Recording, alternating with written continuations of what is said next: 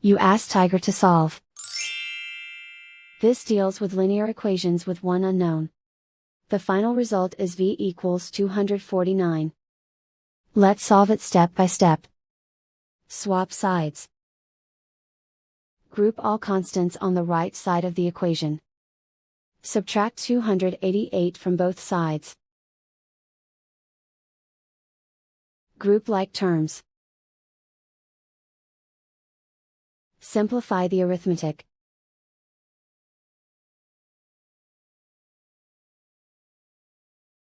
Convert the v into a positive number. Multiply both sides by -1.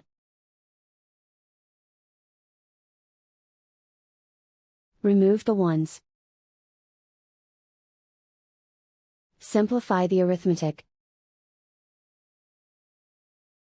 And so the final result is v equals 249.